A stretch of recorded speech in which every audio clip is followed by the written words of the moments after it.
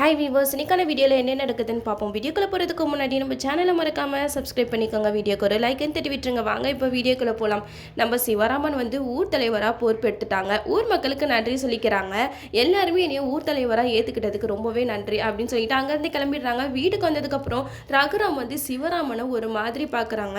அண்ணா, நான் இது எல்லாமே நம்ம குடும்பம் நல்லதுக்காக தான் பண்ணேன் அப்படின்னு சொல்லிட்டு சொல்ல, ரகுராம் சிவராமா, நான் உங்ககிட்ட கொஞ்சம் தனியாக பேசணும் அப்படின்னு சொல்லிட்டு தனியாக கூட்டிகிட்டு போய் பேசுகிறாங்க. நான் உன் மேலே எந்த அளவுக்கு நம்பிக்கை வச்சிருந்தேன், இந்த வீட்டில் நீயும் தனமும் தான் என்னோட பேச்சை கேட்குறீங்க அப்படின்னு சொல்லிட்டு நினச்சிட்டு இருந்தேன். ஆனால் இப்போ நீ எனக்கு நல்ல ஒரு பதிலடி கொடுத்துட்ட அப்படிங்கிற மாதிரி ரகுராம் சிவராமனை கேட்க, அதுக்கு சிவராமனால் எதுவுமே சொல்ல முடியல.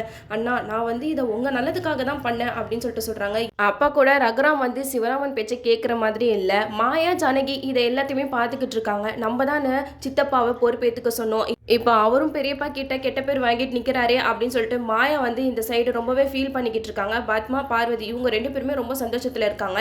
பார்வதிக்கு தன்னோட புருஷன் ஊர் பஞ்சாயத்து தலைவரானதில் ரொம்பவே சந்தோஷம். அப்பாடா, நம்ம நினச்ச கனவு இப்போ நிறைவேறிடுச்சு அப்படின்னு சொல்லிட்டு பார்வதி ஒரு பக்கம் பயங்கர சந்தோஷத்தில் இருக்காங்க.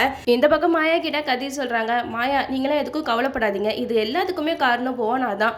உயிரோடு இருக்கிற தன்னோட பையன் செத்துட்டதான் நாடகம் மாட்டி தானே இந்த ஊர் மக்கள் எல்லாத்தையுமே ஏமாத்திக்கிட்டு இருக்காங்க.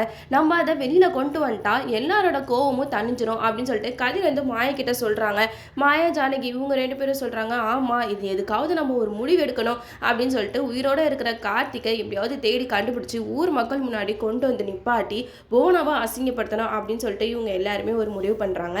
இதுக்கு எல்லாத்துக்குமே ஃபுல் ஸ்டாப் வைக்கணும்னா மாயா சீக்கிரமாகவே கார்த்தியை உயிரோட கொண்டு ஊர் மக்கள் முன்னாடி நிப்பாட்டி எல்லாத்தையுமே அசிங்கப்படுத்தணும். அப்போ தான் எபிசோட் சூப்பராக போவோம். அது மட்டும் இல்லாமல் இங்கே போனா தனக்கு கிடைக்க போகிற பதவியை இப்படி ரகுராமோட தம்பிக்கு தூக்கி கொடுத்துட்டாலே இந்த மாயா அப்படின்னு சொல்லிட்டு ஒரு பக்கம் போனா செம்ம கோவத்தில் இருக்காங்க.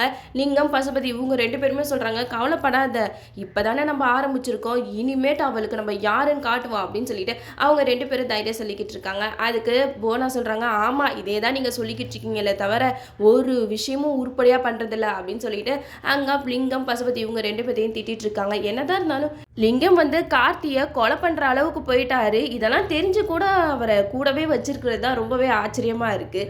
இதுக்கப்புறம் வர எபிசோடில் என்னெல்லாம் நடக்குது நம்மளும் வெயிட் பண்ணி பார்ப்போம். ஓகே வீவர்ஸ், இந்த வீடியோ உங்களுக்கு பிடிச்சிருந்தா லைக் பண்ணுங்கள், மறக்காமல் நம்ம சேனலை சப்ஸ்கிரைப் பண்ணிடுங்க.